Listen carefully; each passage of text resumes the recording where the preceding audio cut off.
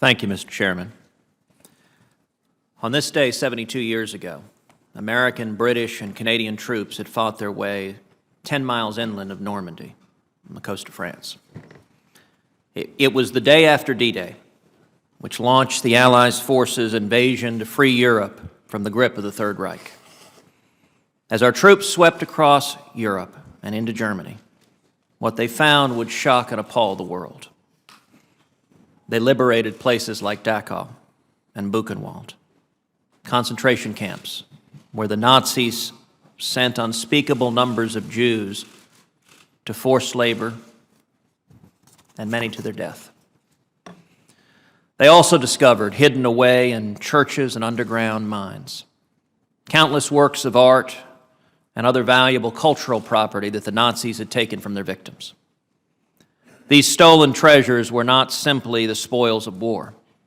They were the fruits of a policy that stretched back well before the war to 1933, when Hitler and the Nazi Party took power.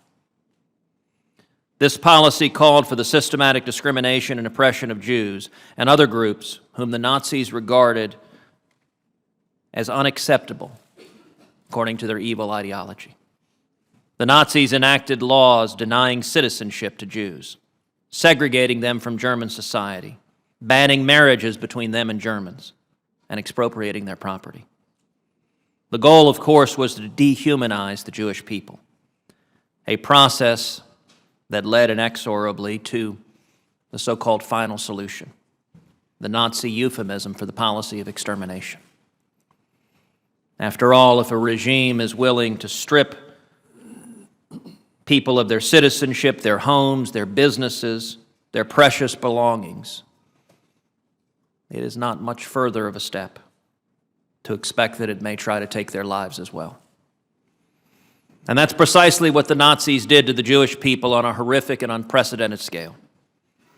Sadly, even today, over 70 years later, we're still trying to cope with the consequences of the Holocaust.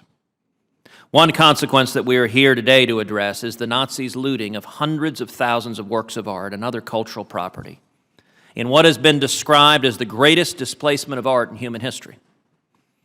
Despite the Allies' restitution efforts following the war, much of the stolen property was never reunited with its rightful owners.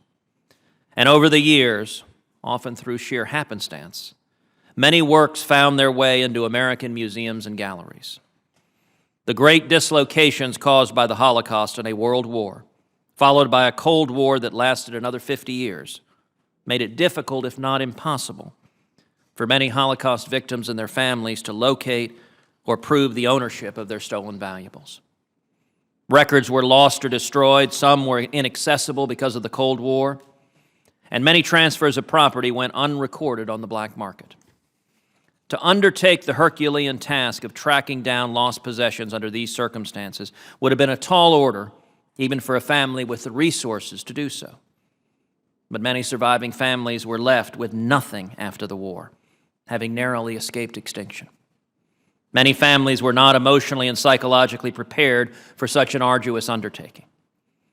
And in many cases, the work of finding and reclaiming a family's stolen heritage fell to future generations. This work, unfortunately, remains unfinished. The HERE Act, which I am proud to sponsor with Senators Cornyn and Schumer and Blumenthal, is intended to ease the burden on those families by temporarily preempting state time-based litigation defenses, like statutes of limitations and latches. Instead, it creates a uniform federal 6-year statute of limitations that is tailored to the unique circumstances of Holocaust-era disputes. This bill will help ensure that claims for restitution of Nazi-looted art are adjudicated based on the actual facts and merits, and are not short-circuited by technical or non-merits defenses that far too often work to the disadvantage of Holocaust victims and their families. The HERE Act is just one modest step to make good on the commitments that the United States has made since it agreed to the Washington Conference Principles on Nazi confiscated art in 1998. These principles declare that families, quote, should be encouraged to come forward and make known their claims to art that was confiscated by the Nazis and not subsequently restituted. and that steps should be taken expeditiously to achieve a just and fair solution to such claims. More recently, in 2009, the United States adopted the Terrorism Declaration, which called on the signatories to make certain that claims to Nazi-looted art are resolved expeditiously and based on the facts and merits of the claims. That is what the HERE Act aims to accomplish. The quest to reunite the families of Holocaust victims with their stolen heritage is ultimately a quest to help them reclaim a tangible link to a happier time in their family's history, a time before the darkness of the Holocaust. That's far more valuable than whatever economic value the works of art or cultural artifacts might have today. Indeed, that is priceless.